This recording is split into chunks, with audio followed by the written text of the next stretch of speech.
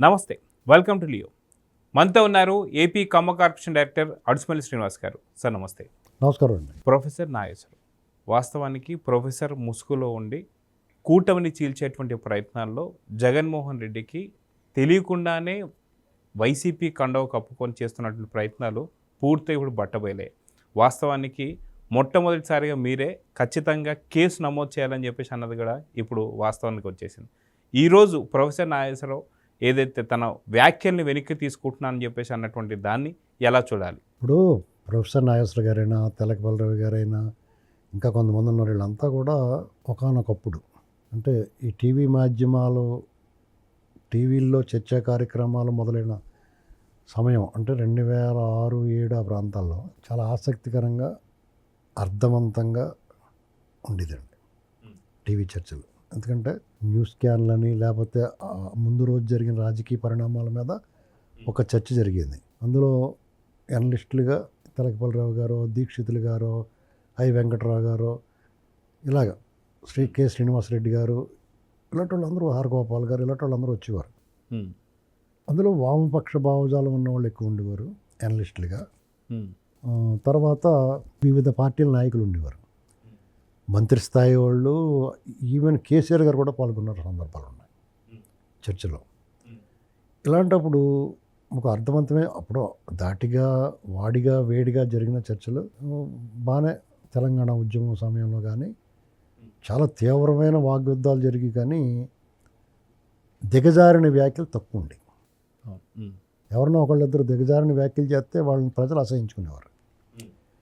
తర్వాత YouTube channels వచ్చిన తర్వాత డిజిటల్ మీడియా అభివృద్ధి చెందింది.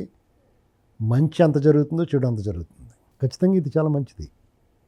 చాలామంది గొంతు వినిపించడానికి అవకాశం దొరికింది. అట్ ది సేమ్ టైం ఇది ఒక ఆదాయ వనరుగా మార్చుకుని ఈ ప్రొఫెసర్ నాగేశ్వరకి ఇది ఒక ఆదాయ వనరు. అతను 2 సార్లు ఎమ్మెల్సీ చేశాడు. ఆయన కేవలం ఆయన నచ్చిన, లేకపోతే ఆయన భావజాలానికి అనుగుణంగా మొదట్లో మాట్లాడేవాడు. ఒక విశ్వసనీయత సంపాదించుకున్నాడు.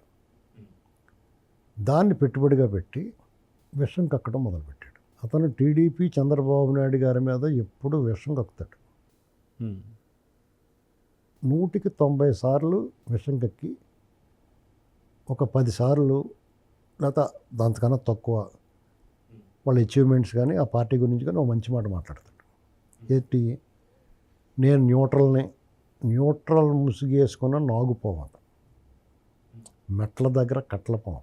నేను ఇంతకు ఎలాగంటున్నానంటే, చాలా నుంచి చూస్తున్నాను నేను. ఒక్కొక్కప్పుడు ఇది నిజమేనేమో అనిపించింది నాకు కూడా. ఆయన వన్ సైడ్గా మాట్లాడుతున్నాడు అనేటువంటి భావన కలగకుండా చాలా జాగ్రత్తగా, చాకచక్యంగా చెప్పేవాడు. రాష్ట్ర విభజన జరిగిపోయిన తర్వాత వాళ్ళు అసలు రంగు బయటపడింది. తెలంగాణ ఉద్యమం సమయంలో వాళ్ళు ఏం మాట్లాడినా, ఆంధ్ర మీద ఎంత విషయం కక్కినా, ఉద్యమం కాబట్టి ఖచ్చితంగా వాళ్ళు అలాగే మాట్లాడతారో, మనం బాధపడకూడదని అనుకునేవాడిని. ఉద్యమం ముగిసింది, తెలంగాణ సాకారమైంది. ఈ మేధావి తెలంగాణకి ఉపయోగపడాలి, తెచ్చుకున్న తెలంగాణను ఎలాగ ప్రజలకు అందిస్తున్నారు ఆ ఫలాలని అనేటువంటి దాని మీద దృష్టి పెట్టాలి. సరే, తెలుగువాడు కాబట్టి సాటి తెలుగు రాష్ట్రం ఆంధ్ర రాజకీయాల గురించి కూడా మాట్లాడుతుంటే ఆసక్తి కలిగిన వాళ్ళు వింటున్నారు, బాగానే ఉంది. కానీ జగన్మోహన్ రెడ్డి అనేటువంటి ఒక బందిపోటు దొంగకి అంతర్లీనంగా ఇతను సపోర్ట్ అనేటువంటిది స్పష్టంగా తెలియకపోయినా తెలిసి తెలియనట్టుగా అతనికి సపోర్టుగా ఉండేవాడు. అది ఇతనికి అనేక మంది ఇతని విశ్వసనీయత పెట్టుబడి కదా అంతకుముందు సంపాదించుకున్నదే, దాన్ని అతని కోసం వినియోగించేవాడు. యూట్యూబ్లో వచ్చే ఆదాయానికి అలవాటు పడిన తర్వాత ఒక డబ్బు, ఒక ద్రవ్యం నువ్వు అలవాటు మరిగిన తర్వాత ఊరికి ఎందుకు చేస్తారు, వాళ్ళు ఊరికి చేరేమని ఇలా మాట్లాడుతున్న. ఒకటి, చంద్రబాబు గారి మీద, తెలుగుదేశం పార్టీ మీద భావ వైరుధ్యం ఉంది అతనికి. ఆ పార్టీలు అంటే పడవ అతనికి. దానికి తోడు నీకు తనకి ఇష్టమైంది, తన మనసుకు తోచింది మాట్లాడటానికి టీడీపీని విమర్శించిన, చంద్రబాబు నాయుడు గారి విధానాలను విమర్శించడానికి సంతోషం. అలా మాట్లాడడం వల్ల ఆయనకు సంతోషం వస్తుంది. దానికి అదనంగా ఆదాయం కూడా వచ్చిందనుకోండి యూట్యూబ్ ద్వారా, అదొకటి. ఇంకా పెద్ద మూటోటి దొరుకుతుంది అనుకోండి, ఎంత సంతోషంగా చేస్తాడో అదే పని చేస్తుండే. అమరావతి విషయంలో ఇతను కానీ, తెలకపల్లిరావు కానీ, మిగతా మేధావులు కొంతమంది కానీ నిత్యం ఏడిపే. అరే కొత్తగా ఏర్పడిన రాష్ట్రం, రాజధాని కూడా లేదు, వాళ్ళు పోట్లాలు పడుతున్నారో, ఎంత తీవ్ర ఉద్యమం జరిగినా ఎన్ని తిట్లు తిట్టినా నోరు మూసుకుని పోయారులే అనుకోవట్లేదు. ఇంకా వాళ్ళకి ఇలాంటి నరమాంస భక్షకులకి మనుషులు ముఖముక్కల కింద కొట్టి కాల్చి నోటికి అందించినట్టు అందిస్తున్నారు వీళ్ళు. ఏంటండి, సరే అయింది ఏదో అయింది. జగన్మోహన్ రెడ్డి పరిపాలన, అతను అరాచక పాలన మీద ఇతను ఎన్నిసార్లు నోరు విప్పాడు, ఎన్నిసార్లు అతను విమర్శించాడు. 3 రాజధానులు అంటే కూడా సై అన్నాడు, సెంటు భూముల విషయంలో సై అన్నాడు, కేంద్ర రాష్ట్ర సంబంధాల మీద కూడా జగన్మోహన్ రెడ్డి విధానం బేస్ అన్నాడు. బటన్ నొక్కడం బలి నొక్కుతున్నాడు అని కూడా విమర్శ ఉన్న డైరెక్ట్గా చేసేవాడు కాదు. హాని కలిగించాలి ఎప్పుడు విమర్శలేదు. ఇలాంటి పరిస్థితుల్లో అతన్ని జనం తిరస్కరించిన తర్వాత, ఈ జనం తిరస్కరించి లోపు ఇతను ఏదైనా ఫంక్షన్లు చేసుకున్నా ఏం చేసుకున్నా వాళ్ళ స్పాన్సరింగ్ స్పష్టంగా కనపడిపోతుంది. అంటే అతను ఊరికనే చేస్తాడని అనుకోలేం కదా సార్. వాస్తవానికి మూటల కోసమే మేధావులు అని చెప్పేసి అంటే ఎలా అంటే, అది కాక మనం చూసుకుంటే ఒక మేధావి మౌనంగా ఉంటే అది ప్రమాదకరం అని చెప్పేసి మనం వింటూ ఉంటాం.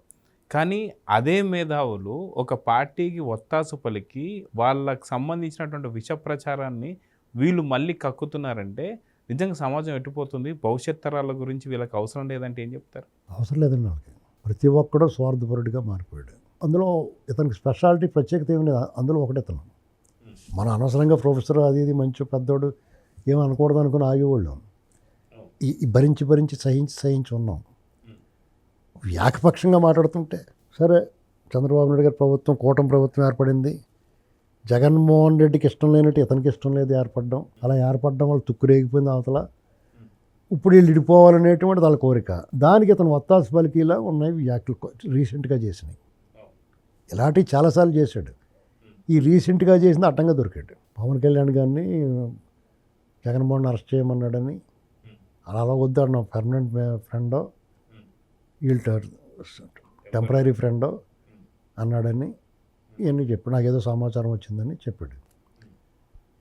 అసలు ఇది యాక్చువల్గా పవన్ కళ్యాణ్ గారినో లేదా చంద్రబాబు గారినో అన్నట్టు కాదు, అమిత్ షా గారిని అన్నట్టు. ఆ దొంగోడు నా ఫ్రెండ్ అంటాడు ఎవడన్నా. ఏంటండి ఇది? యాక్చువల్గా జగన్మోహన్ రెడ్డికి తగులుకుంది బేరం ఇది. అతను మంచి చేద్దాం, అతనికి ఏదో మేలు చేద్దాం, వీళ్ళు చిచ్చు పెడదాం, అపోహలు కలిగిద్దాం. జగన్ కేడర్కి బీజేపీ మమ్మల్ని వదిలేసింది, మా ఊడు ఒంటరి అయిపోయాడు, మళ్ళా రాదు ఈ పార్టీ అనుకుంటారేమో అని వాళ్ళకి భరోసా కల్పించడానికి చెప్పిన మాటలే అభూత కల్పనలో.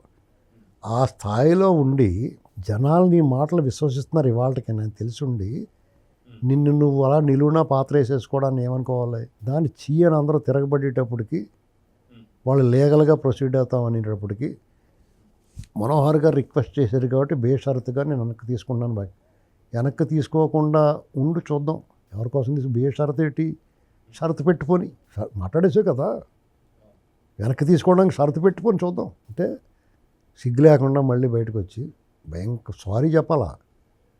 పవన్ కళ్యాణ్ గారు అపాయింట్మెంట్ తీసుకుని ఇంటికి వెళ్ళిపోయి గుమ్మంకాడ ఆయన ఎప్పుడు రమ్మంటే అప్పుడు దాన్ని నిలబడి చెప్పాలా. ఇదే లాస్ట్. మళ్ళీ ఇటువంటి పేలాపని పేలితే ఎవడో ఊరుకునే పరిస్థితి లేదు. ఎవరన్నా ఏదైనా మాట్లాడితే లబోదీపమని గోల పెడతాడు ఆయన. ఇంత వయసు వచ్చింది, ఇంత పెద్దవాడు వెయ్యో అయినా కాకపోయినా చంద్రబాబు నాయుడు గారు పవన్ కళ్యాణ్ గారు కలిసి ఉంటే నీకే రోగం. చంద్రబాబు నాయుడు గారు టెంపరీగా బుద్ధి ఉందా మీకు? అసలు రాజకీయ అవగాహన ఉందా మీకు ఏమన్నా? తెలుగుదేశం పార్టీ ఎప్పుడు ఆవిర్భవించింది? 82. భారతీయ జనతా పార్టీ ఎప్పుడు ఆవిర్భవించింది? 1980. 1980లో ఇందిరాగాంధీ గారు తిరిగి గెలిచిన తర్వాత పార్టీ ముక్కముక్కలైపోయి జనతా పార్టీ అన్ని ముక్కముక్కలైపోతే భారతీయ జనతా పార్టీ వచ్చింది. అప్పుడు 84 ఇందిరాగాంధీ గారు చనిపోయిన తర్వాత ఈ దేశం మొత్తమే జరిగిన ఎన్నికల్లో 2 సీట్లతో ఒక సీట్ ఆంధ్రప్రదేశ్లో వచ్చింది. రామారావు గారు 84లో అప్రజాస్వామికంగా పదవీచ్యుతుని చేస్తే భారతీయ జనతా పార్టీ వెంకయ్యనాయుడు గారు జనతాదళం నుంచి జయపాల్ రెడ్డి గారు అందరూ అండగా నిలబడ్డారు కమ్యూనిస్టులతో సహా. ఈ దేశంలో అన్ని పార్టీలు వామపక్షాలు రైట్ లెఫ్ట్ వింగ్లు కూడా ఒకే వేదిక మీద ఉన్న ఏకైక సందర్భం అది. అప్పుడు జగన్మోహన్ రెడ్డి ఎక్కడ, రాజశేఖర రెడ్డి ఎక్కడ, వీళ్ళందరూ ఎవరికి మిత్రులు? 89 ఎలక్షన్లో నేషనల్ ఫ్రంట్ అంటే ఎవరెవరు ఉన్నారో తెలుసా? పిపి సింగ్ గారి పార్టీ జనతాదళ్లో, టీడీపీ, బీజేపీ, ఆయన దేవీలాల్ గారి పార్టీ, అకాలీదళ్ అందరూ కలిసిన పార్టీ నేషనల్ ఫ్రంట్ అంటే. అదేనా సోయుందా మీకు ఏమన్నా తెలుసా? తర్వాత బీజేపీ విడిపోయిన చంద్రబాబు నాయుడు గారు 98లో వాజ్పేయి గారికి బయట నుంచి మద్దతు ఇచ్చాడు. 99లో పొత్తు పెట్టుకున్నారు ఎన్డీఏగా. 2004లో ఎన్డీఏగా వెళ్ళారు. 2009లో విడిపోయారు. 2014లో కలిసి వెళ్ళారు. 2019లో విడిపోయారు. 2024 కలిసి వెళ్ళారు. మధ్యలో వీళ్ళు 2004, 2009 తర్వాత 2019 ఈ 2 సార్లు మాత్రమే తెలుగుదేశం పార్టీ ఆవిర్భవించిన తర్వాత బీజేపీతో విభేదించింది. ఆ పార్టీ ఆవిర్భావం ఈ పార్టీ ఆవిర్భావం తర్వాత ఈ 42 ఏళ్ల చరిత్ర 44 ఏళ్ల చరిత్రలో వీళ్ళు ఎప్పుడు కలిసే ఉన్నారు. ఎవరు పర్మనెంట్ మిత్రుడు, ఎవరు పాసింగ్ క్లౌడు, ఎవడు బందిపోడు దొంగ, ఎవడు అత్యంత అవినీతిపరుడు, ఎవరిని ఉద్దేశించి సుప్రీంకోర్టు ఆర్థిక నేరస్తులు ఉగ్రవాదుల కన్నా ప్రమాదం అని వ్యాఖ్యానించింది. ఇవన్నీ మీరు ప్రొఫెసరు రాజకీయాల గురించి ఏడాపేడా అన్నీ తెలిసినట్టు మాట్లాడి మీకు తెలీదా? ముందు దీనికి సమాధానం చెప్పాలా?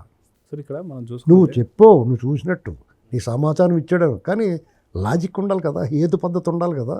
అది ఇక్కడ మనం చూసుకుంటే సార్, జగన్మోహన్ రెడ్డికి సంబంధించి ఆయన నమ్ముకున్న వారందరినీ కూడా జగన్మోహన్ రెడ్డి బలి తీసుకుంటున్నాడు. వాస్తవాన్ని చూసుకుంటే బొత్స సత్యనారాయణ బోరుమని చెప్పి విలపించాడు. అప్పటి నుంచి ఇక్కడ మళ్ళీ అత్తాపత్తాలేడు. అదేవిధంగా చూసుకుంటే ఇప్పుడు ప్రొఫెసర్ నాగేశ్వరరావు, ఇందాక మీరు అన్నట్టుగా ఆయనకున్న క్రెడిబిలిటీ మొత్తం కూడా జగన్మోహన్ రెడ్డి కాళ్ళ కింద వేసి తొక్కేశాడు. సో నిజంగా ఇంతమంది బలి తీసుకుంటూ ఇంతమంది బలవుతున్నారంటే దాన్ని ఎలా చూడాలంటారు? అతను నా కోసం బలవ్వండి అని ఎవరికి చెప్పడండి. వీళ్ళే వెళ్ళి బలైపోతారు చాలామంది. ఆడంతరాలు బలైపోయి చెరుకు మిషన్లో చెయ్యడితే చెరుకు మిషన్లో చేయటంలో నలిపోద్దని చెప్తాం మనం. అయినా సరే పెట్టాడు అనుకుంటా, ఏం చేస్తాం? ప్రొఫెసర్ నాగేశ్వరరావు నష్టమే ఉందండి. అతను మాట్లాడిందని డబ్బులు వచ్చినాయి. ఇప్పటి వరకు అతని క్రెడిబిలిటీని బాగా అమ్ముకున్నాడు. దేనికని ఎక్స్పైరీ ఉంటుంది. ఎక్స్పైరీ డేట్ వచ్చేసింది అతనికి, అయిపోయింది అంతే. సో మరొక మేధావి బలైపోయాడని చెప్పాను. బలైపోలేదు, ఎక్స్పైరీ డేట్ వచ్చింది. వాళ్ళ వాదనకి వాళ్ళ మేధావితనానికి ఎక్స్పైరీ డేట్ వచ్చింది. సో చూద్దాం సార్, ఖచ్చితంగా ఇలాంటి మేధావులు కూడా ఇలాంటి ఎవరైతే క్రూరులకి సపోర్ట్ చేసి ఇలా నలిగిపోతున్నారు. సో చూద్దాం సార్ ఏం జరగబోతుంది. నమస్తే. Please subscribe to Leo News for more videos.